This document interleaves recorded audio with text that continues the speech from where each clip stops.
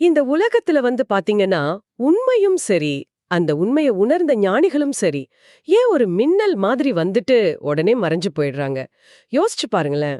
ஆமா, அது ரொம்ப ஆழமான ஒரு கேள்விதான். ஒரு நிமிஷம் தோன்றி மறையிற வெளிச்சம் மாதிரி தான் அவங்க. கரெக்ட். ஒருவேளை அப்படி ஒரு வெளிச்சம் நம்ம கண்ணுக்கு முன்னாடி வந்தாலும், இது நிஜம்தானா அப்படிங்கிற ஒரு சந்தேகம் உள்ளூர நமக்கு ஏன் வருது? இன்னைக்கு நாம ஓஷோவோட ரொம்ப ஆழமான தம்பபதம் சொற்பொழிவுகளோட 121வது ஆடியோவ, அதான் இறுதி ஆடியோவ ரொம்ப நுட்பமா அலசப் போறோம். கண்டிப்பா. இந்த பதிவுல கேட்கிற உங்களுக்கும் சரி, எனக்கும் சரி, இது ஒரு பெரிய திறவுகோலா இருக்க போகுது. நிச்சயமா. இந்த தேடல தொடங்குறதுக்கு முன்னாடி ஓஷோ ஒரு சாதாரண புத்தகத்துக்கும் சாஸ்திரத்துக்கும் உள்ள வித்தியாசத்தை ரொம்ப அழகா சொல்றாரு. அத பாத் அப்படின்னு சொல்றாரு. ஆமா, அந்த பாத் அப்படிங்கிற வார்த்தை ரொம்ப முக்கியம். ஒரு சாதாரண நாவலையோ கதையோ நம்ம ஒரு முறை படிச்சா முடிஞ்சிரும் இல்லையா? ஆமா. அதுக்கப்புறம் அதுல தேட ஒண்ணும் இருக்காது. ஆனா சாஸ்திரம் அப்படிங்கிறது திரும்ப திரும்ப படிக்க வேண்டிய ஒண்ணு. ஒவ்வொரு முறை படிக்கும்போதும் ஒரு புது அர்த்தம் கிடைக்கும்னு அவரு சொல்றாரு. அதுக்கான உளவியல் காரணத்தை நம்ம சரியா புரிஞ்சுக்கணும். இப்போ சாஸ்திரம் அப்படிங்கிறது வெறும் வார்த்தைகள் அச்சிடப்பட்ட காகிதம் கிடையாது. அது ஒரு கண்ணாடி மாதிரி. ஓ! கண்ணாடி மாதிரியா? அதாவது நம்மள நாமளே பாத்துக்கிற மாதிரியா? எக்ஸாக்ட்லி. ஒரு நாவல்ல கதை மாறும். ஆனா சாஸ்திரத்துல வரிகள் மாறாது. அதை படிக்கிற நீங்க மாறுறீங்க. உங்க வாழ்க்கையோட அனுபவம் வளர வளர அந்த பழைய வரிகள் புது புது ஆழங்களை காட்டும். அட, ரொம்ப சரியா சொன்னீங்க. 20 வயசுல அந்த புத்தகத்த படிக்கும்போது நாம மனசு ஒரு நிலையில இருக்கும். அப்போ ஒரு அர்த்தம் புரியும். ஆமா ஆமா. அதுவே ஒரு 40 வயசுல வாழ்க்கையில நிறைய அடிகளை வாங்கி கொஞ்சம் பக்குவம் அடைஞ்ச பிறகு அதே வரிய படிக்கும்போது அதுல மறைஞ்சிருக்கிற இன்னொரு பரிமாணம் உங்களுக்கு துறக்கும். சூப்பர். அப்போ சாஸ்திரத்தின் ஆழமும் உங்களோட அகத்தின் ஆழமும் எப்போ ஒண்ணா மாறுதோ அப்போதான் அந்த படிப்பு முழுமை அடையுது. அது வரைக்கும் நாம அத திரும்ப திரும்ப பார்த்து செஞ்சுக்கிட்டே தான் இருக்கணும். கரெக்ட். நாம மாறுறதால தான் அந்த புத்தகத்தோட அர்த்தமும் மாறுது. இப்போ நீங்க சொன்ன அந்த வாழ்க்கையில வாங்குற அடிகள் அப்படிங்கிற விஷயத்துல இருந்து நம்ம உள்ள போவோம். ஓகே, போலாம். இந்த தம்மபதத்தோட இறுதி பகுதியில ரேவதர் அப்படிங்கிற ஒருத்தரோட கதை வருது. அவர் வேற யாரும் இல்ல, புத்தரோட முதன்மை சீடரான சாரிபுத்திரரின் சொந்த தம்பி. ஆமா, அந்த கல்யாண ஊர்வலம் கதை அது ரொம்ப சுவாரஸ்யமான ஒண்ணு. அதத்தான் சொல்ல வந்தேன். ரேவதருக்கு கல்யாணம் முடிவாகி ஊர்வலம் தடபுடலா போய்கிட்டு இருக்கு. திடீர்னு பாதியில தான் ஏறி வந்த குதிரையிலிருந்து குதிச்சு தப்பி ஓடிறாரு. இதுல ஓஷோ சொல்ற ஒரு உதாரணம் இருக்கு பாருங்க, அது ரொம்பவே அதிர்ச்சியா இருக்கும். ஆமா. கல்யாண ஊர்வலத்துல மாப்பிள்ளைக்கு கையில ஒரு கத்திய கொடுத்து பேண்ட் வாத்தியம் முழங்க குதிரையில ஏற்றிச் செல்வதெல்லாம் ஒரு நோயாளிக்கு அறுவை சிகிச்சைக்கு முன்னாடி கொடுக்கப்படுற மயக்க மருந்து மாதிரி, அதாவது குளோரோஃபார்ம் மாதிரின்னு சொல்றாரு. ஆமா. இது கேட்க கொஞ்சம் விசித்திரமா இல்லையா? ஒரு கொண்டாட்டத்த போய் மயக்க மருந்துன்னு சொல்றாரே. விசித்திரமா தெரியலாம், ஆனா அதுதான் ஆழமான உளவியல் உண்மை. சமூகத்தோட பார்வையில கல்யாணம் அப்படிங்கிறது ஒரு கொண்டாட்டம். ஆனா உள்ளுக்குள்ள அது வேற மாதிரி வேலை செய்யுதுன்னு சொல்றீங்களா? கண்டிப்பா. ஓஷோவோட பார்வையில ஒரு தனி மனிதன் தான் சுதந்திரத்தை இழந்து ஒரு பெரிய குடும்ப அமைப்புக்குள்ள தன்னை ஒப்படைக்க போறான். அந்த அறுவை சிகிச்சை ரொம்ப வலி நிறைஞ்சது. ஓஹோ! அந்த வலி அவன் உணரக்கூடாதுங்கிறதுக்காக தான் ஒரு நாளைக்கு அவன ராஜா மாதிரி ஃபீல் பண்ண வச்சு சுத்தி வாத்தியங்கள முழங்க விட்டு அவனுக்கு ஒரு மயக்க நிலைய குடுக்கறாங்க. ஆனா கொஞ்சம் இருங்க. ஒரு கல்யாண ஊர்வலத்துல பாதியில அந்த பொண்ண தவிக்க விட்டுட்டு ஓடி போறது சமூக பார்வையில ரொம்ப சுயநலமான ஒரு விஷயம் இல்லையா? அத எப்படி நம்ம விழிப்புணர்வுன்னு ஏத்துக்க முடியும்? வெளியில இருந்து பார்க்கும்போது அது சுயநலம் போலத்தான் தோன்றும். ஆனா தனக்குள்ள கொஞ்சமும் விருப்பம் இல்லாமல் சமூகத்தின் கட்டாயத்துக்காக மட்டும் ஒரு பெண்ணை கல்யாணம் செய்து கொண்டு, வாழ்நாள் முழுவதும் அவளிடம் பொய் சொல்லிக் கொண்டே வாழ்வது அதை விட பெரிய துரோகம்னு சொல்றீங்க? ஆமா, ஒரு பொய்யான வாழ்க்கையை தொடங்குவதற்கு முன்பே அதை நிறுத்தியது ஒரு வகையில நேர்மையான செயல்தான். ரேவதர் ஏன் அப்படி ஓடினார் அப்படிங்கறத புரிஞ்சிக்க ஓஷோ மனிதர்களை எப்படி 3 வகையா பிரிக்கிறார்னு நம்ம பார்க்கணும். அந்த 3 வகைய பத்தி சொல்லுங்க. கேக்குறவங்களுக்கும் இது ரொம்ப ரிலேட் ஆகும்னு நினைக்கிறேன். முதல் வகை மனிதர்கள் முட்டாள்கள். இவங்க தன் சொந்த அனுபவத்துல அடிபட்டாலும் திருந்தவே மாட்டாங்க. அதாவது திரும்ப திரும்ப ஒரே தப்பா பண்றவங்க. சரியா சொன்னீங்க. இப்போ ஓஷோ சொல்ற உதாரணத்தை பாருங்க. ஒருத்தனுக்கு கல்யாணம் ஆகி முதல் மனைவி இறந்துடுறா. குடும்ப வாழ்க்கை ரொம்ப கஷ்டம்னு ஃபீல் பண்றான். இனி கல்யாணமே வேண்டான்னு சொல்றான். ஆனா கொஞ்ச நாள்லயே அந்த சோகத்தை மறந்துட்டு 2வதா ஒரு கல்யாணம் பண்றான். அவளும் கொஞ்ச நாள்ல இறந்துடுறா. இப்ப இவன் 3வதா ஒரு பொண்ணை தேடுறான். அடப்பாவமே, இவன் ஏன் இப்படி திரும்ப திரும்ப அதே தப்ப பண்றான்? நண்பர்கள் கேட்கும்போது எல்லா பொண்ணுங்களும் ஒரே மாதிரி இருக்க மாட்டாங்க, இந்த முறை எனக்கு நல்ல வாழ்க்கை கிடைக்கும்னு தன்னைத்தானே நம்ப வைக்கிறான். ஏன்னா அவனுக்கு தன்னோட சொந்த அனுபவத்தை விட மனசுக்குள்ள இருக்கிற ஆசை தான் எப்பவும் பெரியதா தெரியுது. ஆசை அவனோட கண்களை மறைச்சிடுது. இது நம்ம அன்றாட வாழ்க்கையில நிறைய பேர் பண்றதுதான். ஒரு பிசினஸ்ல அடிபட்டுட்டு திரும்பவும் அதே தப்ப வேற விதமா பண்றது மாதிரி. அப்போ 2வது வகை மனிதர்கள் எப்படிப்பட்டவங்க? 2வது வகை புத்திசாலிகள். இவங்க தங்கள் சொந்த அனுபவத்திலிருந்து கத்துக்குவாங்க. ஒரு முறை நெருப்புல கை வச்சு சுட்டுக்கிட்டா அடுத்த முறை அந்த பக்கமே போக மாட்டாங்க. ஓ, ஓகே. ஒரு முறை ஏமாந்துட்டா அடுத்த முறை ஜாக்கிரதையா இருப்பாங்க. ஆனா அவங்களுக்கு பாடம் கத்துக்க அவங்களோட சொந்த அடி தேவைப்படுது. கரெக்ட். இப்போ 3வது வகை தான் ரேவதர் போல உள்ளவங்க. இவங்கள ஓஷோ பிரக்ஞை உள்ளவர்கள்னு சொல்றார். அவங்க எப்படி மற்ற 2 பேர்ல இருந்து மாறுபடுறாங்க? இவங்க மற்றவர்கள் படும் துன்பத்தை பார்த்தே விழிப்படைஞ்சிருவாங்க. அவங்க நெருப்புல கை வைக்க வேண்டிய அவசியம் இல்ல. வேற ஒருத்தன் கை சுட்டுக்கிறத பார்த்தாலே அந்த அனுபவத்தை முழுமையா உள்வாங்கிக்குவாங்க. இது ரொம்ப பெரிய விஷயம். ரேவதர் தான் அண்ணன் சாரிபுத்திரர் சந்நியாசியானதையும் அதனால தான் குடும்பம் படும் துயரத்தையும் அவர் வெளியில இருந்து பார்த்தாரு. ஆமா. அதே சமயம் சாரிபுத்திரர் எந்த பொருளும் இல்லாம வெறும் கையோட பிச்சையாக உணவு கேட்கும்போதும் அவர் முகத்தில் இருந்த அந்த விவரிக்க முடியாத ஆனந்தத்தையும் கவனிச்சாரு. குடும்பத்தோட வலியையும் பார்த்தார், சந்நியாசியோட ஆனந்தத்தையும் பார்த்தார். இந்த 2க்கும் நடுவுல இருக்கிற உண்மைய ரொம்ப ஆழமா உணர்ந்துகிட்டதால தான் அவர் தப்பிச்சு ஓடினார். கரெக்ட். அவர் முட்டாள்தனமா அந்த வலையில போய் விழ விரும்பல. இதுதான் பிரக்ஞை. பிரக்ஞை உள்ளவன் மற்றவங்களோட வலிய பார்த்தே கத்துக்குவான் அப்படிங்கிறது ரொம்ப நுட்பமான விஷயம். சரி, அப்படி ஓடிப்போன ரேவதர் நேரா எங்க போனாருன்னு பார்த்தா ரொம்ப விசித்திரமா இருக்கு. ஆமா. அவர் புத்தர்கிட்டயோ இல்ல ரொம்ப பிரபலமான எந்த குரு கிட்டயும் போகல. வழியில பார்த்த சாதாரண பிச்சுக்கள் கிட்டயே தீட்சை வாங்கிக்கிட்டாரு. இதுல ஒரு முரண்பாடு இருக்குல்ல. நாம எப்பவுமே ஒரு பெரிய புகழ்பெற்ற குருவை நோக்கி தான் ஓடுறோம். ஆனா இங்க தேடல் தீவிரமா இருந்தா சாதாரண மனிதர் கூட நமக்கு வழிகாட்ட முடியுமா?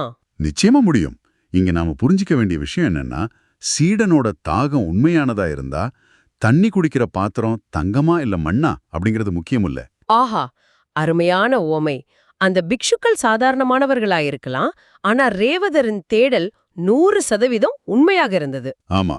அதனால அவர் காட்டுக்குள்ள போய் 7 வருஷம் கடுமையான பயிற்சி செஞ்சாரு. அந்த பயிற்சிக்கான 3 சூத்திரங்கள் ரொம்ப முக்கியமானது. ஏகாந்தம், மௌனம், தியானம். இங்கே நான் உங்களை நிப்பாட்ட விரும்புறேன். தனிமை, மௌனம், தியானம் இதெல்லாம் கேட்க நல்லா இருக்கு. ரேவதர் காட்டுக்குள்ள போயிட்டாரு. ஆனா நாம அன்றாட வாழ்க்கையில எப்படி தனிமையில இருக்கிறது சாத்தியம்? நீங்க கூட்டத்துல இருக்கும்போதே தனிமையில இருக்க முடியும். அது எப்படி? அதே போல மௌனம்னா வாய் திறந்து பேசாம இருக்கிறது மட்டும்தானா? நான் பேசாம இருந்தாலும் என் மூளைக்குள்ள 1000 எண்ணங்கள் ஓடிக்கிட்டே இருக்கே, அத என்ன பண்றது? ரொம்ப முக்கியமான கேள்வி இது. உண்மையை சொல்லணும்னா, தனிமை அப்படிங்கிறது ஒரு இடம் கிடையாது. அது மனிதனோட அடிப்படை இயல்பு.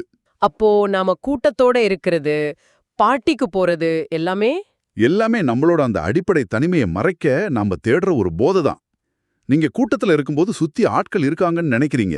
ஆனா கூட்டம் களைஞ்சதும் நாம மறுபடியும் நம்மளோட தனிமையில தான் நிக்கிறோம். அந்த வெற்றிடத்தை பார்த்து நாம பயப்படுறோம். எக்ஸாக்ட்லி. ஒரு சந்நியாசி என்பவன் அந்த தனிமையை உணர்ந்து அதோடு சமரசம் செய்து அதை ரசிக்க பழகியவன். அப்போ மௌனம், உள்ளே ஓடுற அந்த எண்ணங்களை இப்படி நிப்பாட்டுறது?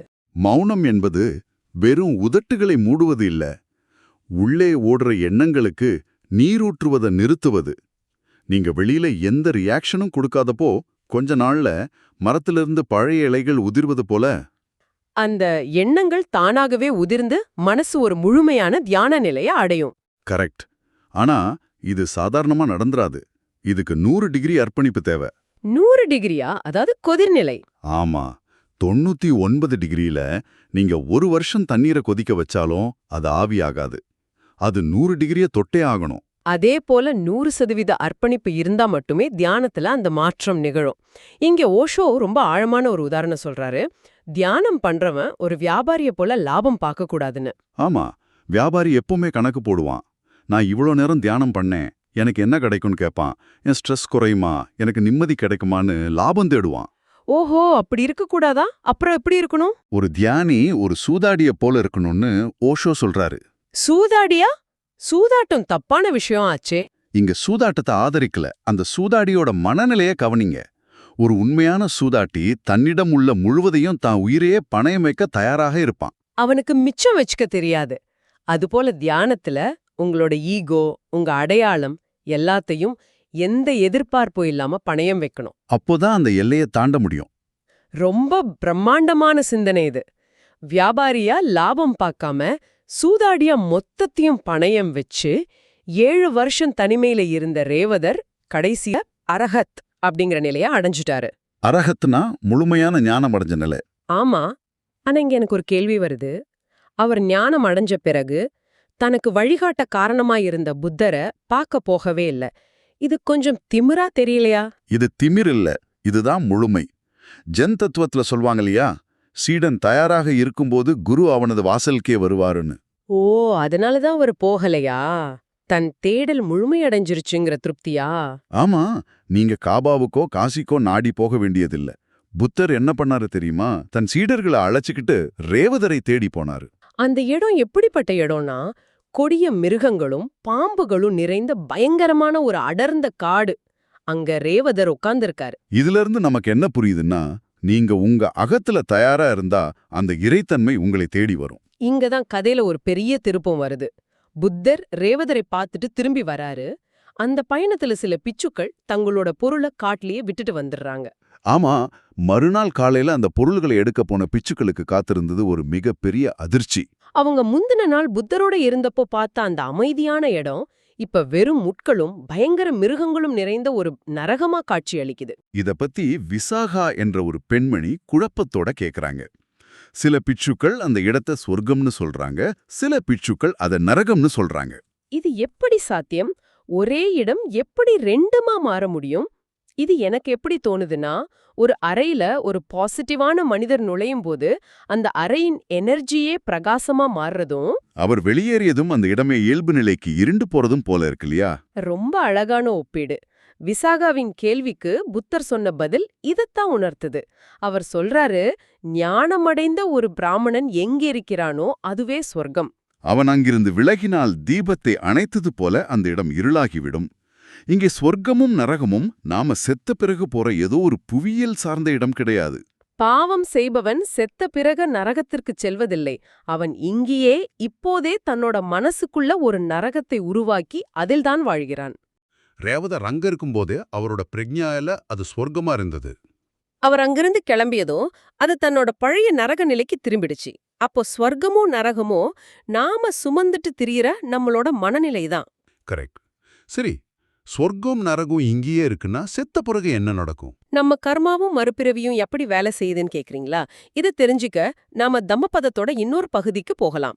இதுல சந்தாபார் அப்படின்னு ஒருத்தரோட கதை வருது. அது தொப்பிலிருந்து ஒளி வீசும் கதை. அது ரொம்ப இன்ட்ரெஸ்டிங். ஆமா, சந்தாபார் முற்பிறவியில காசியப்ப புத்தரோட சிலைக்கு சந்தனம் பூசின புண்ணியத்தால இந்த பிறவியில அவரோட தொப்பிலிருந்து ஒரு பிரகாசமான ஒளி வீசுதான்.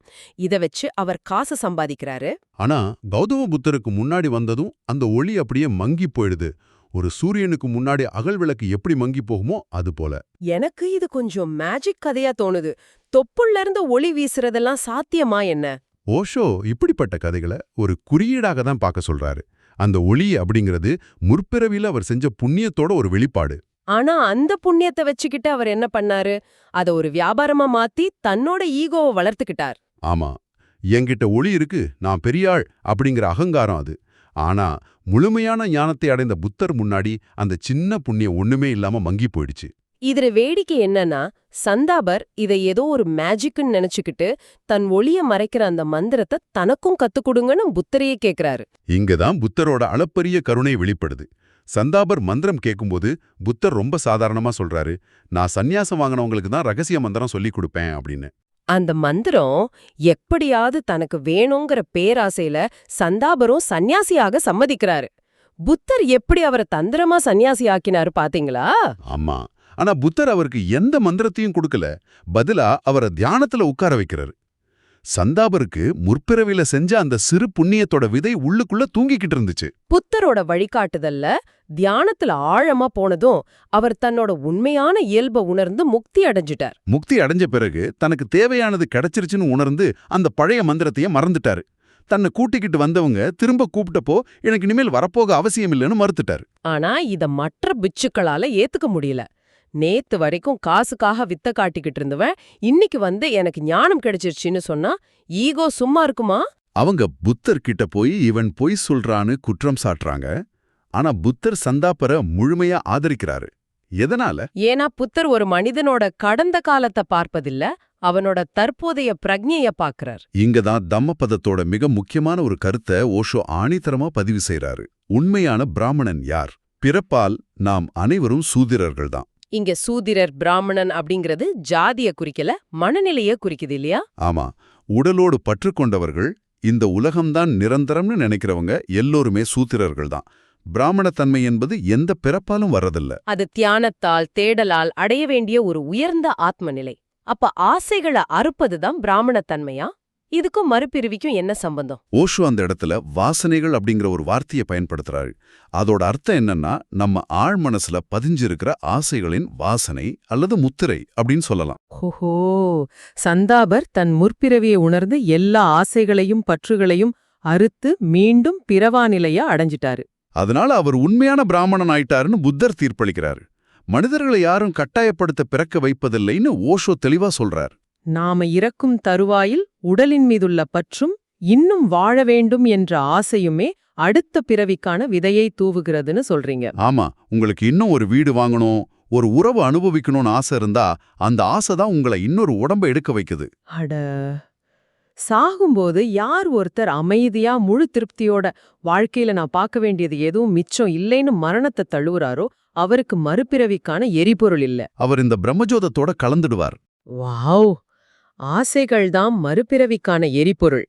இது ரொம்ப ஆழமான ஒரு சிந்தனை. நாம எப்படி பிறக்கிறோங்கிறது நம்ம கையில இல்ல, ஆனா எப்படி வாழ்ந்து முடிக்கிறோங்கிறது நாம முடிவெடுக்கிறது. அந்த ஆசைகளை கழட்டி வைக்கிறது தான் உண்மையான சுதந்திரம். நிச்சயமா. கேட்பவர்களே, இன்னைக்கு ஓஷோவோட தம்மபதா ஆடியோ மூலமா நாம பல விஷயங்களை ஆழமா அலசியிருக்கோம். முட்டாளா இருக்க போறோமா இல்ல பிரக்ஞை உள்ளவனா மாற போறோமா? தனிமையை கண்டு பயப்பட போறோமா இல்ல அதை தியானமா மாத்த போறோமா? இந்த தேடலை அப்படியே உங்ககிட்ட ஒரு கேள்வியா நான் முன்வைக்க விரும்புறேன். நாம் எல்லோரும் பிறப்பால் ஏதோ ஒரு உடற்பற்றோடும் ஆசையோடும் பிறந்திருக்கலாம். ஆனால் அப்படியே இறக்க வேண்டிய அவசியமில்லை. இன்றிரவு நீங்கள் தூங்கச் செல்லும்போது ஒரு நிமிடம் கண்மூடி உங்கள் மனதில் எந்தெந்த ஆசைகள் உங்களை இன்னும் இறுக்கி பிடித்துள்ளன என்று கவனித்து பாருங்கள். அந்த ஆசைகள் தான் உங்கள் மரணத்தின் போதும் உங்களை தொடரும் என்றால் அந்த முடிவற்ற சுழற்சியிலிருந்து விடுபட நீங்கள் என்ன செய்ய போகிறீர்கள்? இந்த கணத்தில் முழுமையாக எந்த எதிர்பார்ப்பும் இல்லாமல் விழிப்போடு வாழ்வதுதான் அந்த விடுதலையின் முதல் படி. யோசித்து பாருங்கள். ஆமா, கண்டிப்பா யோசிங்க. இவ்வளவு நேரம் கேட்டதுக்கு ரொம்ப நன்றி. இந்த Tamil voice reads channel monetisation இல்லாம தான் நடக்குது. இந்த ஆடியோ புத்தகம் உங்களுக்கு பயன் தரதுன்னு நினைத்தால் இந்த முயற்சி தொடர்ந்து போக உங்க ஆதரவு மிகவும் உதவும். என்னுடைய இந்த முயற்சிக்கு நன்கொடை அளிக்க விருப்பம் இருந்தால் டிஸ்கிரிப்ஷன்ல கொடுக்கப்பட்டுள்ள UPI ID மூலம் வழங்கலாம். உங்களால முடிஞ்ச அளவு போதும். சிறிய ஆதரவும் பெரிய உதவிதான். இந்த வீடியோ உங்களுக்கு பயனுள்ளதாக இருந்தால் சப்ஸ்கிரைப் பண்ணுங்க, மற்றவர்களுக்கும் பகிர்ந்து கொள்ளுங்க. இந்த கருத்துக்கள் அவர்களுக்கும் தேவையாக இருக்கலாம். லைக் பண்ணுங்க, உங்க கருத்துக்களை காமெண்ட்ல பகிருங்க. மனப்பூர்வமான நன்றி.